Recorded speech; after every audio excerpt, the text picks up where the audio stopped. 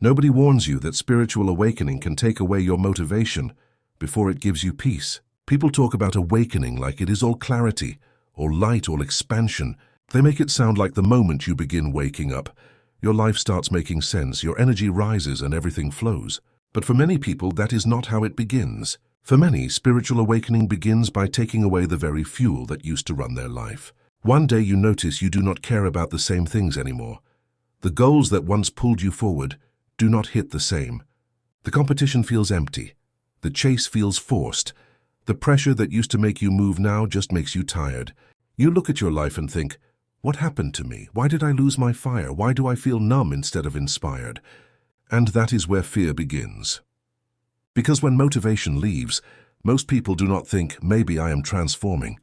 They think, maybe I am becoming lazy. They think, maybe something is wrong with me. They think, maybe I am broken. But sometimes what is disappearing is not your power, it is your old fuel. That old fuel may have looked like ambition, but underneath it, it was often fear. Fear of being behind, fear of being nobody, fear of being rejected, fear of not being enough, fear of not being seen. And fear is powerful. It can push people for years. Sometimes your motivation was built on validation. You wanted to be admired, you wanted to be chosen. You wanted someone to finally see your worth. So you kept moving, achieving, proving, performing, not always because your soul loved the path, but because your wounds needed rewards. Sometimes your motivation was built on dopamine, small wins, social approval, attention, progress markers, the next message, the next number, the next achievement, the next emotional high that told your nervous system, keep going, you matter, you are getting closer. And when spiritual awakening begins, it often starts tearing through those systems. It exposes how much of your life was driven by survival instead of truth. It exposes how much of your momentum came from pressure instead of alignment. It exposes how much of your identity was built around chasing, proving, comparing, and staying externally stimulated. So when awakening starts, the old engine begins shutting down. And that can feel terrifying, because now you are not fueled by the same fear. You are not excited by the same rewards. You are not moved by the same goals, and you do not yet know what will replace them. This is the emptiness nobody explains. You are no longer fully powered by the old self, but you are not yet rooted in the new self either. So you enter this in-between phase where your body feels heavy, your mind feels uncertain, and your spirit feels like it is withdrawing from everything that once felt important. This is why so many people say, I don't care anymore. But the deeper truth is not always that you do not care. It is that your soul no longer responds to false fuel. It kept you moving, but it may not have been keeping you whole. It gave you direction, but that direction was often tied to fear, pressure, approval, comparison, and survival. So when awakening begins to strip those things away, it can feel like life itself is shutting down. But what is really shutting down is a false system of movement. That is why this phase feels so confusing. You are not lazy in the normal sense. You are not weak in the normal sense.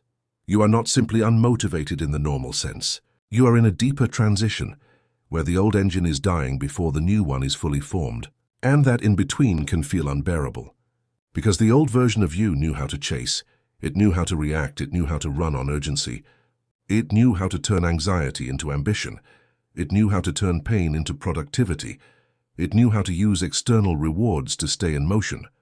But once spiritual awakening begins touching the nervous system, that kind of movement becomes harder to maintain. What used to stimulate you now drains you. What used to excite you now feels noisy. What used to look like success now feels spiritually empty. This is why so many people after awakening begin withdrawing from old goals. Not because goals are bad, not because ambition is evil, but because the inner reason behind the ambition is changing. The old hunger was often tied to becoming someone in the eyes of the world. The new hunger is tied to becoming true in the eyes of your own soul, and that is a very different thing. The world rewards speed, the soul rewards alignment. The world rewards performance, the soul rewards honesty. The world rewards constant output. The soul asks whether what you are building is even yours to build. So now you stand in this uncomfortable middle. You no longer want what you used to want in the same way, but you do not yet fully know what your deeper self wants either. And because of that, everything feels flat. This is the phase where people often panic. They try to force themselves back into the old rhythm. They compare themselves to who they were 6 months ago, 1 year ago or before awakening began. They say, I used to be so driven. They say, I used to care so much. They say, why can't I get that version of me back? But maybe that version of you is not meant to come back. Maybe that version was useful for a season, but not healthy for a lifetime. Maybe that version knew how to survive, but not how to rest. Maybe that version could achieve, but not feel peace.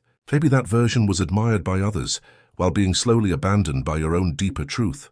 That is why awakening can feel like a loss, before it feels like a gift. You lose the old rhythm.